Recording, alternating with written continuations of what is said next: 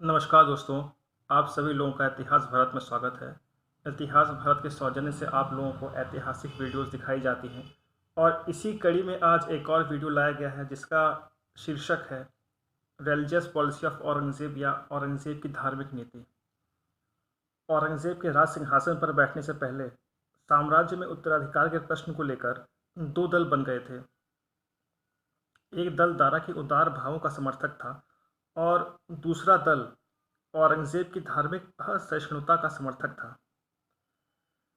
कट्टरपंथी मुसलमानों ने औरंगज़ेब का समर्थन किया। मेवाड़ के राणा ने भी औरंगज़ेब का साथ दिया। राठौरों, कछवाहों और बुंदेलों ने दारा का समर्थन किया और औरंगज़ेब का विरोध। औरंगज़ेब पक्का मुसलमान था। वह रोज़े रखता था और नमाज़ पढ़ता था। वह शराब नहीं पीता था। उसका चरित्र निष्कलंक था। वह अल्लाह पर पूरा विश्वास रखता था। वह कुरान शरीफ पढ़ता ही नहीं था बल्कि नकल भी करता था। उसका जीवन सादा था। वह सादा खाता और सादा पहनता था। वह मुस्लिम आदर्शों का भक्त था। वह खिलाफत के आदर्शों पर चलकर शासन करना चाहता था। वह हिंदुओं और मुसलमानों में अंतर समझता था और मुसलमानों को हिंदुओं से श्रेष्ठ समझता था। वह हिंदुओं को जिम्मी के सब अधिकार देने को तैयार था, परंतु इस्लामी शासन के प्रधान की हैसियत से इस्लाम का विस्तार करना अपना परम कर्तव्य समझता था। सिंहासन पर बैठने के बाद औरंगज़ेब ने उन सब प्रथाओं को बंद करने का आदेश दिया जिनको अकबर या जहांगीर ने चलाया था और जो औरंगज़ेब के विचार में इस्लाम के सिद्धांतों के विरुद्ध थी। इस प्रकार औरंगज़ेब ने सिक्कों पर कलमे का खुदवाना, झरोखा दर्शन, तुला दान करना और मादक वस्तुओं का प्रयोग करना बंद कर दिया। उसने मुहतसिब के अधिकार बढ़ा दिए। आगे के लिए मुहतसिब का यह कर्तव्य होता था कि वह मुसलमानों को इस्लाम के सिद्धांतों के नियमों के अनुसार चलने के लिए बाध्य करे। मुहतसिब की सहायता के लिए औरंगज़ेब ने सैनिक और आहादी भी नियुक्त किए।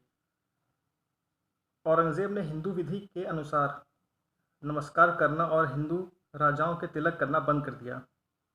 उसने संगीत का बहिष्कार कर दिया। उसने नौरोज़ के उत्सव को बंद कर दिया। कब्रों को छत से ढकने की प्रथा बंद कर दी। महिलाओं का मज़ारों पर जाना बंद कर दिया। औरंगज़ेब ने पुरानी मस्जिदों की मरम्मत कराई और उनके नए इमाम आदि नियुक्त किए। औरंगज़ेब ने सड़कों पर होली खेलना और होली के लिए पैसा या लकड़ी मांगना बंद कर दिया।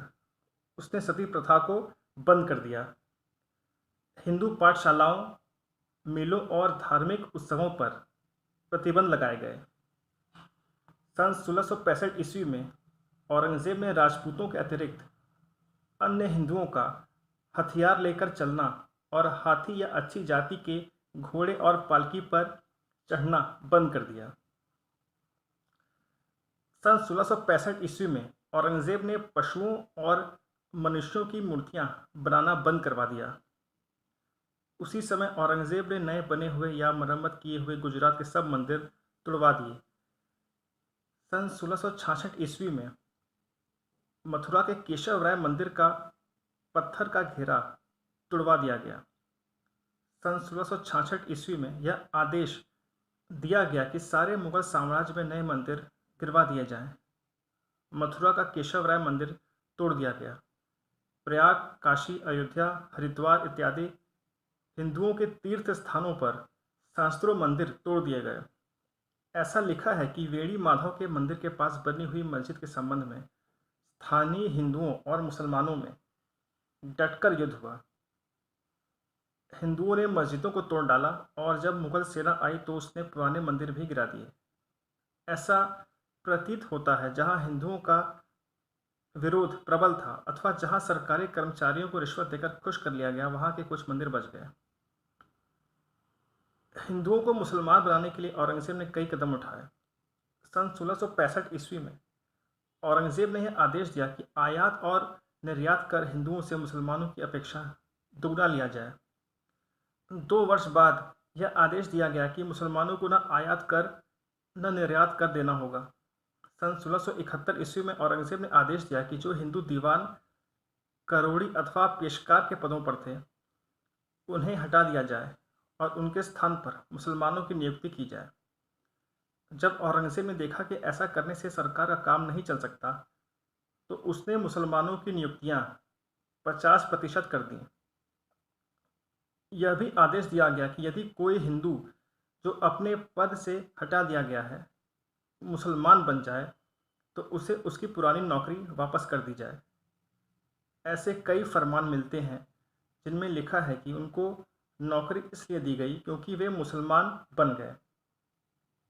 सन 1679 ईस्वी में औरंगज़ेब ने हिंदुओं पर फिर से जजिया लगा दिया।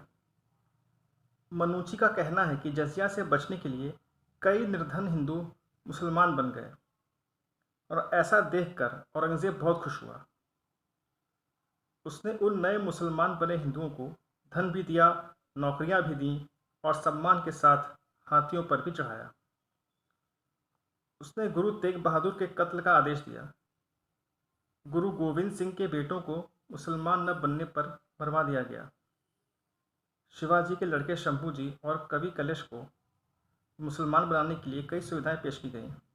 यह ठीक है कि औरंगज़ेब ने अपनी धार्मिक नीति से भारत में इस्लाम का प्रचार किया और कई हिंदुओं को मुसलमान भी बनाया, परंतु अंत में उसकी धार्मिक नीति मुगल साम्राज्य के लिए घातक सिद्ध हुई।